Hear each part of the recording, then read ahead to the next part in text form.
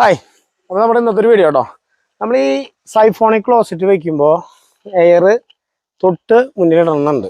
അപ്പോൾ ഞാൻ ഇതിന് മുന്നേ ഈ ഒരു വീഡിയോ ഇട്ടപ്പോൾ കുറേ ആൾക്കാർ അതിൽ കമൻറ്റ് വന്നു, സൈഫോണിക് ക്ലോസറ്റ് വെച്ച് കഴിഞ്ഞാൽ നിങ്ങൾ എന്ത് ചെയ്യുന്നതാണ്. കുറേ ആൾക്കാർ അതാണ് കമൻറ്റ് ഇട്ടുണ്ടായിരുന്നത്.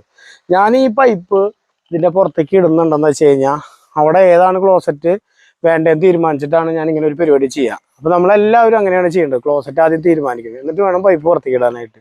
പിന്നെ സൈഫോണിക് ക്ലോസറ്റിനെ കുറിച്ച് എനിക്ക് പറയാനാണെങ്കിൽ ഞാൻ ആ ക്ലോസറ്റ് വെക്കാറില്ല. അതിൻ്റെ മെയിൻ കാരണം എന്ന് പറഞ്ഞു കഴിഞ്ഞാൽ അതിന് കംപ്ലൈൻറ്റ് കാണുന്നുണ്ട്. വാഷ് ഡൗൺ ആകുമ്പോൾ ആ ഒരു കംപ്ലൈൻറ്റ് ഇല്ല. അപ്പോൾ നമ്മൾ സൈഫോണിക് ക്ലോസറ്റ് വെക്കാറില്ല. നമ്മൾ വേണ്ടാന്നാണ് നമ്മുടെ സൈറ്റുകളിൽ പറയാറുള്ളത്.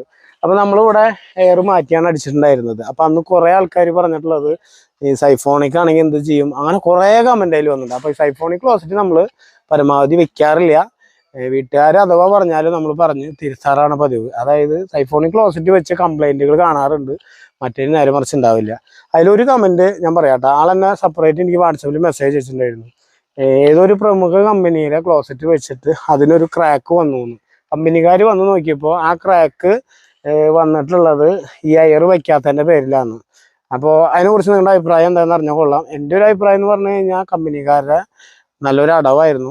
എൻ്റെ അടുത്താ പറഞ്ഞാൽ ചകളാമ നമ്മൾ അപ്പം കൊടുത്തതന്നെ. കാരണം വെച്ചാൽ അങ്ങനെ ഒരു ഇഷ്യൂ വരില്ല എന്തായാലും. ഈ ഒരു സാധനത്തിന് നമുക്ക് ഈ ക്രാക്ക് എന്തായാലും ഒരു എയറിൻ്റെ ഒരു പ്രശ്നത്തിന് വരില്ല. അപ്പോൾ അവരൊരു മുട്ടാപോക്കായിരുന്നു. അപ്പോൾ നിങ്ങളുടെ അഭിപ്രായം കാര്യങ്ങളൊക്കെ പറയാം. ഓക്കെ.